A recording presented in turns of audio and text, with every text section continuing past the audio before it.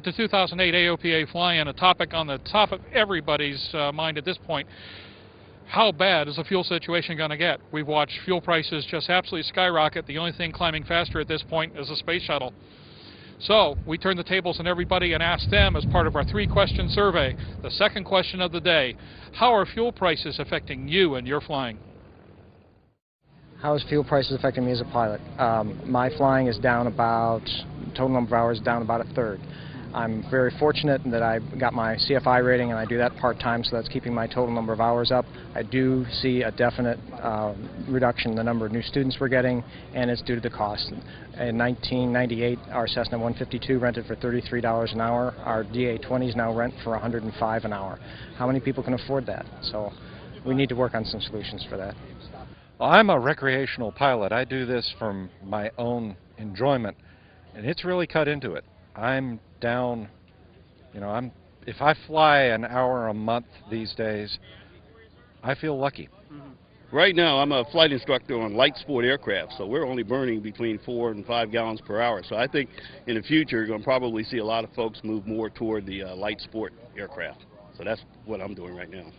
Are you seeing people making decisions on light sport aircraft because of the cost? Yes, I do see a lot more starting to look at that side of aviation, because really with $5 and $6 a gallon for fuel an hour, that's going to be pretty high for a lot of people. Well, my lean out procedures have gotten real good, but yeah, it's tough. You got to budget more.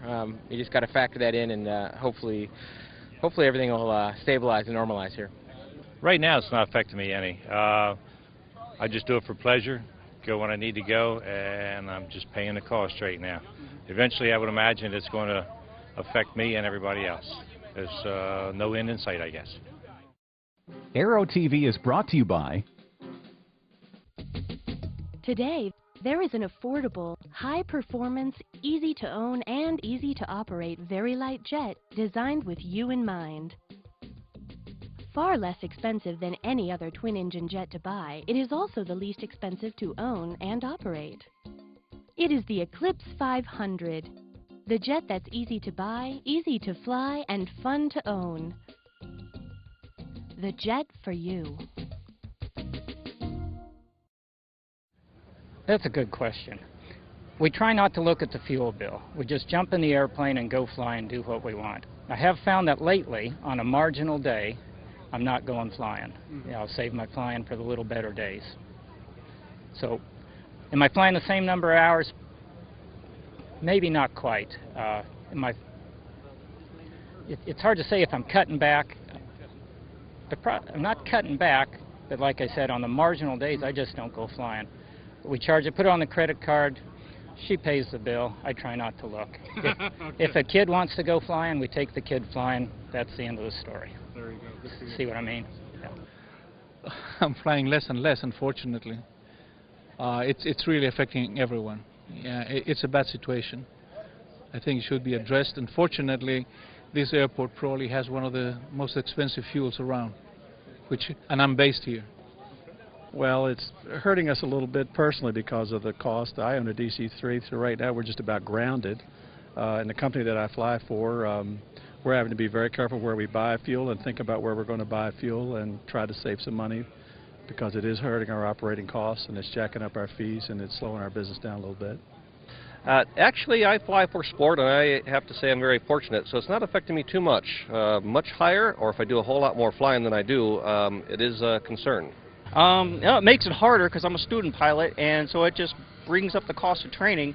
But, if it's something that you really want to do, you're going to do it. Aero-TV is brought to you by...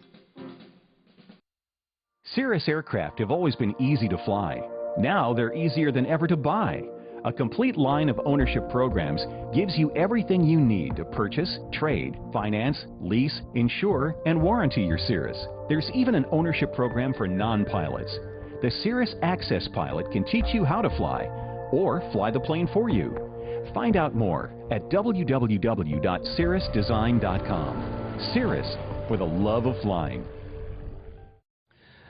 Right now, I'm still flying, but at some point there's going to come a time that it's going to have an effect on just how much flying I can do. But I'm with an aero club, at Fort Meade, and they're trying to hold the prices as low as they can, but it's sneaking up on everybody, so it will eventually have an effect.